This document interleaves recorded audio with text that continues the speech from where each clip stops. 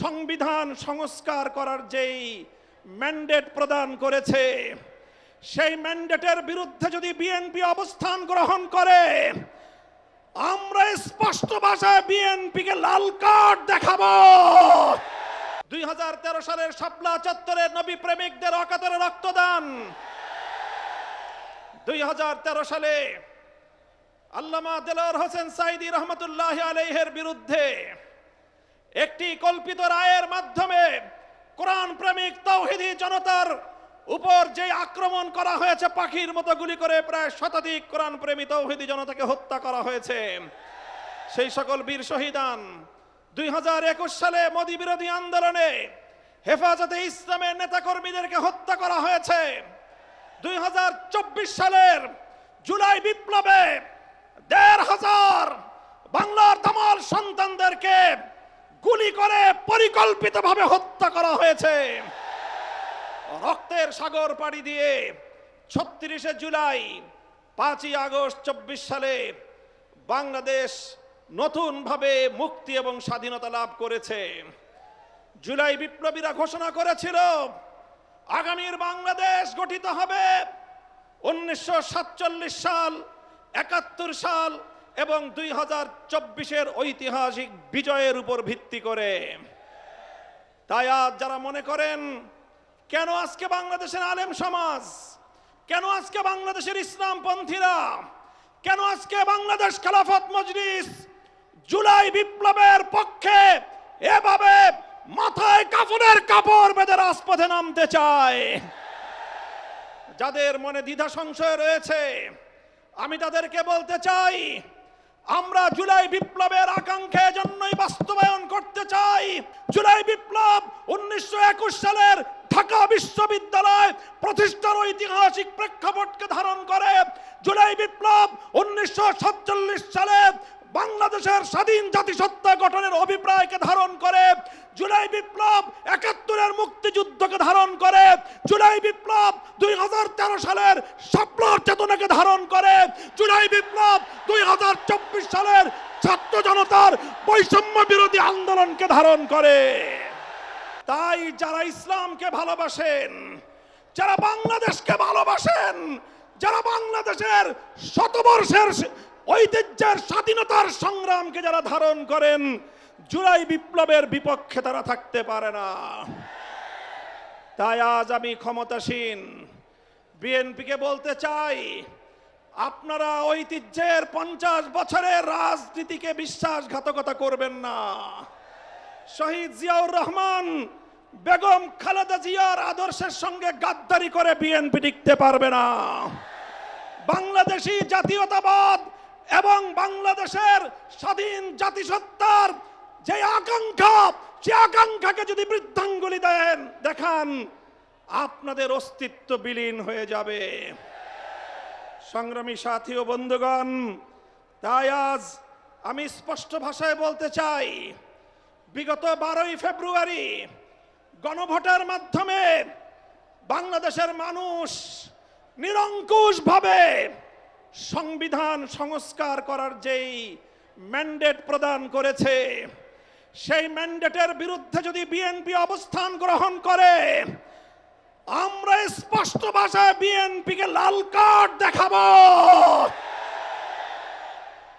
আমি বিএনপি নেতৃবৃন্দকে বলতে চাই, আমাদের একজন সহকর্মী আপনাদের নেতার বিরুদ্ধে একটা কঠোর শব্দ প্রয়োগ করেছিল, আপনারা মব করেছেন।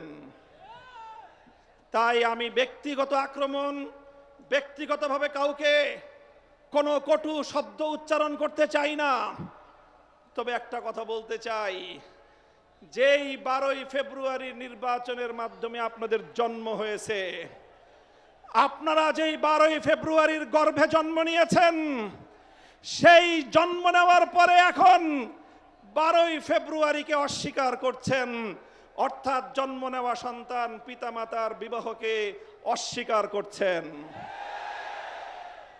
এর বেশি আর কিছু বললাম না।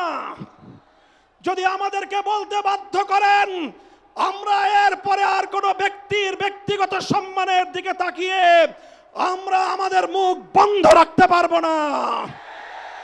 মনে রাখবেন, জুলাই বিপ্লবের ভিত্তিতে যেই গণভোট হয়েছে, সেই গণভোটে এদেশের ছাত্র জনতার 24-এর বিপ্লবের যে গণ আকাঙ্ক্ষা, রাষ্ট্র সংস্কার, রাজনৈতিক বন্দোবস্তের যেই সংস্কারের দাবি, সেই সংস্কারের দাবিগুলোই পয়েন্ট আকারে গণভোটে 4টি পয়েন্ট আকারে জাতির সামনে উপস্থাপন করা হয়েছিল।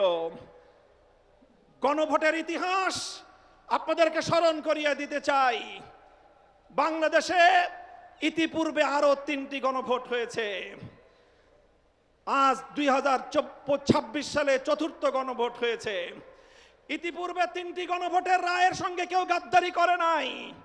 শুধু বাংলাদেশ নয়, বিশ্ব ইতিহাসে যতগুলো রাষ্ট্রে গণভোট এবং রেফারেন্ডাম হয়েছে, আজ অবধি কোন গণভোট এবং রেফারেন্ডামের সঙ্গে কেউ গাদ্দারি করে নাই।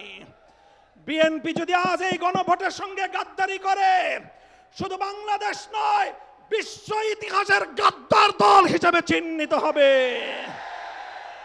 আমরা পরিষ্কার ভাষায় বলতে চাই, তাই গণভোটের রায় কার্যকর করার জন্য সংবিধান সংস্কার পরিষদ গঠনের যে ম্যান্ডেট বাংলাদেশের জনগণ দিয়েছে, সেই সংবিধান সংস্কার পরিষদ বাস্তবায়নের মাধ্যমে সংবিধান সংস্কার করে জুলাই বিপ্লবকে সংবিধানে ধারণ করতে হবে। আমরা মাননীয় প্রধানমন্ত্রী, তিনি দেশের মানুষকে এখন বলে বেড়াচ্ছেন জুলাই সনদকে অক্ষরে অক্ষরে বাস্তবায়ন করবেন। এটি আপনার একটি প্রতারণামূলক কথা। আপনারা জুলাই সনদ নয়, বরং আপনাদের নোট অফ ডিসেন্ট আপনারা বাস্তবায়ন করতে চান। আপনারা বিসমিল্লাহির রহমানির রহিম সংবিধানে আল্লাহর উপর অবিচল আস্থা এবং বিশ্বাস, রাষ্ট্র ধর্ম ইসলাম, এগুলোকে সংবিধানের মূল নীতি হিসেবে স্থায়ীভাবে জায়গা দিতে চান না। আপনারা এমন ভাবে এগুলোকে সংবিধানে রাখতে চান যে কোনো মুহূর্তে আবার খায়রুল হকদের মতো কোন বিচারপতি কলমের খোঁচা দিয়ে এগুলোকে সংবিধান থেকে মুছে ফেলতে পারে। তাই আমরা সংশোধনীর মাধ্যমে নয়, সংস্কারের মাধ্যমে জাতীয় সংবিধানে স্থায়ীভাবে জুলাই সনদের স্পিরিট বাস্তবায়নের দাবি করতে চাই। আমরা পরিষ্কার ভাষায় বলি, আজ বাংলাদেশের ক্ষমতাসীন মহল বিভিন্ন ক্ষেত্রে ব্যর্থতার যেই মহা প্রদর্শনী করে চলেছে, কূটনৈতিক ব্যর্থতা আজকে তাদের দিবালোকের ন্যায় পরিষ্কার। বাংলাদেশের বর্তমান সরকারের কূটনৈতিক ব্যর্থতার কারণে আজকে একটি দেশ থেকে আধিপত্যবাদী দেশ, যারা বাংলাদেশের মানুষের অধিকারকে 15 বছর পর্যন্ত তাদের পায়ের নিচে পিষ্ট করেছে, সেই আধিপত্যবাদী দেশ বাংলাদেশে একজন কূটনীতিক নিয়োগ করেছেন। বিশ্ব ইতিহাসের সকল কূটনৈতিক সভ্যতা এবং ভদ্রতার শালীনতাকে, রেওয়াজকে উপেক্ষা করে তাদের একজন দলীয় এজেন্ডা বাস্তবায়নকারীকে বাংলাদেশে সেই বিজেপির দলীয় এজেন্ডা বাস্তবায়ন করার জন্য কূটনৈতিক হিসেবে বাংলাদেশে নিয়োগ দিয়েছে। অথচ বাংলাদেশ সরকার এটার কোনো প্রতিবাদ জানায় নাই। আমরা পরিষ্কার ভাষায় বলতে চাই, আমরা ভারত রাষ্ট্র এবং তার জনগণের সঙ্গে বাংলাদেশ সমতার ভিত্তিতে কূটনৈতিক সম্পর্ক স্থাপন করতে চায়। বাংলাদেশকে বিজেপির কোন দলীয় ফোরামে পরিণত করতে দেব না। বাংলাদেশের বর্তমান সরকারের কূটনৈতিক ব্যর্থতার কারণে হরমুজ প্রণালীতে বাংলাদেশের তেলের জাহাজগুলো বারবার আটকে যাচ্ছে। বন্ধুপ্রতিম দেশ ইরান বাংলাদেশের সঙ্গে বন্ধুত্বের হাত বাড়িয়ে দেয়, কিন্তু বাংলাদেশ চরমভাবে কূটনৈতিক ব্যর্থতার পরিচয় দিয়ে এখনো পর্যন্ত হরমুজ প্রণালী থেকে একটি জাহাজ অবমুক্ত করতে পারেনি। যদি আপনারা না পারেন, ব্যর্থতার দায় স্বীকার করে আমাদেরকে দায়িত্ব প্রদান করেন। আমরা হরমুজ প্রণালী থেকে বাংলাদেশের তেলবাহী জাহাজ মুক্ত করে বাংলাদেশের জ্বালানি সংকট নিরসনে ভূমিকা পালন করতে প্রস্তুত রয়েছি। আপনারা কি করবেন, কি করছেন?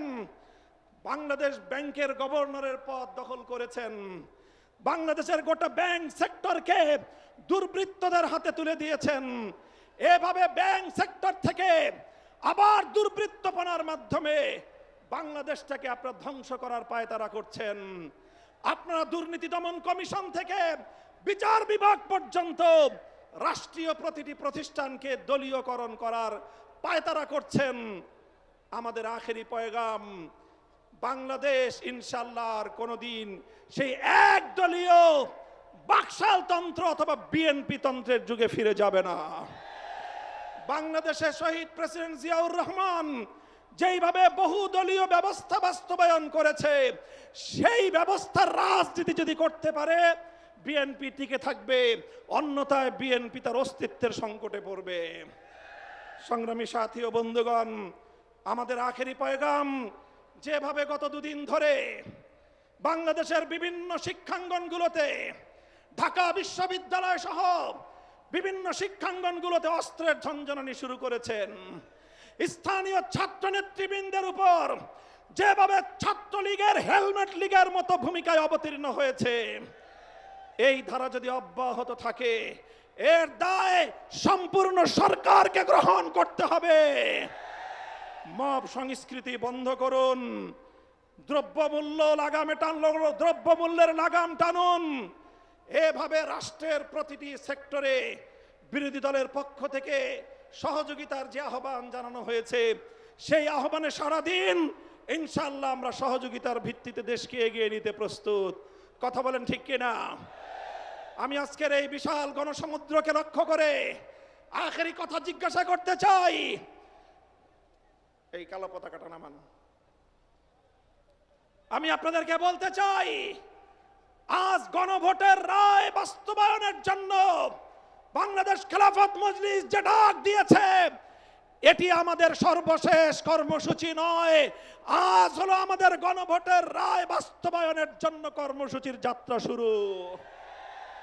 এই কর্মসূচি নিয়ে আমরা বাংলাদেশের প্রতিটি প্রান্তে প্রান্তে ছড়িয়ে যাব। তাই আমি কর্মসূচি ঘোষণা করছি, আগামী 3 মাস, মে, জুন, রক্তাক্ত জুলাই, বাংলাদেশের প্রতিটি জেলায় জেলায় গণভোটের রায় বাস্তবায়ন এবং দেশের অন্যান্য চলমান সংকট নিরসনের দাবিতে বাংলাদেশ খেলাফত মজলিস জেলায় জেলায় নাগরিক সমাবেশ করবার ঘোষণা দিচ্ছে।